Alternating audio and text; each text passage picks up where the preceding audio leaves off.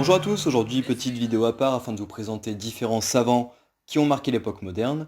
Je laisse la parole à vos camarades avant de reprendre la parole pour vous présenter les évolutions concernant le corps humain. Bonne vidéo!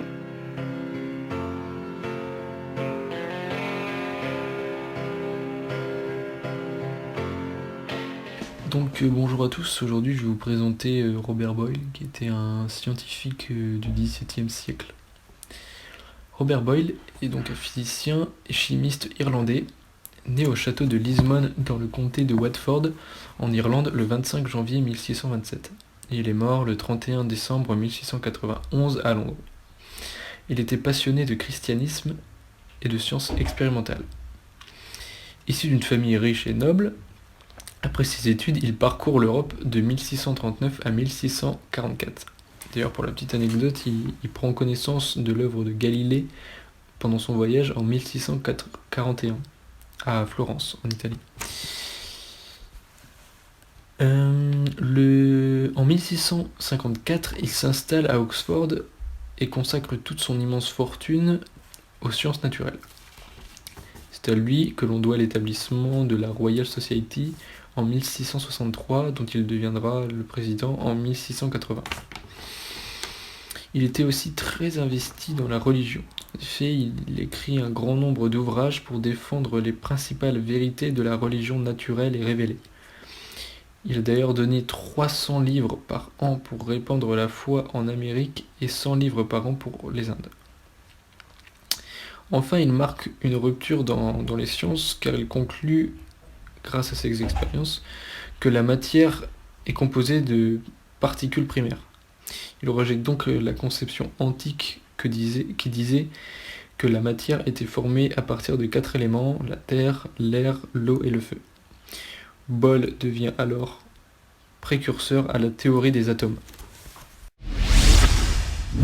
Isaac Newton est un scientifique britannique né entre le 25 décembre et le 4 janvier 1143 à Woolsthorpe Manor, au Royaume-Uni, et mort entre le 20 et le 31 mars 1727 à Westminster, à Londres, au Royaume-Uni. Il est considéré comme l'un des plus grands scientifiques de tous les temps, en raison de ses nombreuses découvertes importantes. Il est surtout reconnu pour avoir énoncé la théorie de la gravitation universelle, créé le calcul infinitésimal, décrit la diffraction de la lumière et conçu le télescope. Il fit 5 œuvres majeures. De motu corporum ingerum, sorti en 1684, expliquant les mécanismes célestes. Optique, sorti en 1704, montrant des théories sur la lumière. Arithmetica Universalis, sorti en 1707, montrant des concepts mathématiques. Method of Fluxion and Infinite Series, montrant la méthode des fluxions et des suites infinies, terminée en 1671 et publiée après sa mort, en 1736. Of Nature Obvious Laws and Process in Vegetation, des lois évidentes de la nature et du processus de la végétation, écrit entre 1171 et 1175, mais n'est pas publié. En ce qui concerne le corps humain, les connaissances du Moyen-Âge viennent, comme dans les autres domaines, des connaissances de savants antiques. Alors on a des savants comme Hippocrate, un grec du 5e siècle avant Jésus-Christ, et surtout Galien, un autre grec du 2e siècle après Jésus-Christ. Alors en Europe, des versions simplifiées de leurs œuvres ont été gardées. Cependant, il faut noter l'importance des Arabes, notamment en particulier un savant du nom d'Avicenne, qui a synthétisé et retransmis la pensée de Galien à travers différents ouvrages. Grâce à cela, à la Renaissance, les textes furent reconstitués par Aldemanucci. Alors je ne sais pas si vous vous rappelez, on l'a déjà vu, c'est l'inventeur de l'écriture en italique. Donc il a retranscrit et reconstitué les œuvres de Galien en 1526. Ça a eu un très grand succès, puisque cela donnait l'impression aux savants européens de retrouver la véritable pensée de Galien, débarrassée des erreurs du Moyen-Âge. Parmi les théories défendues par Galien, une théorie en particulier restait particulièrement importante puisqu'elle a duré jusqu'à la fin du XVIIIe siècle, c'est la théorie des humeurs. Alors qu'est-ce que la théorie des humeurs? En fait, c'est une théorie qui considère que le corps humain est formé de 4 fluides qui se croisent et qui sont synonymes de bonne ou de mauvaise santé. Alors on a le sang, symbole de vitalité, la flegme, ce qu'on appelle la bile jaune, et enfin la bile noire. La bile noire, c'est celle qui est considérée comme à l'origine des différentes maladies. C'est pour ça que durant le Moyen-Âge, quand quelqu'un est malade, souvent on fait des saignées, c'est-à-dire que on va couper la personne et on va faire écouler du sang pour essayer d'enlever cette bile noire synonyme de maladie. Durant l'époque moderne, des savants comme André Vézal vont remettre en cause cela. Son projet n'est pas de révolutionner l'anatomie, il veut juste corriger en fait les erreurs de Galien. Galien ne disséquait pas, André Vézal disséquait, et donc il va trouver plus de 200 erreurs en tout qui remettent un peu en cause la pensée de Galien. Cependant, il reste convaincu que Galien a raison sur la théorie des 4 fluides par exemple. Il va donc populariser la dissection, qui était pourtant interdite par l'Église, car le corps pour l'Église doit être entier pour aller au ciel, du moins à cette époque-là.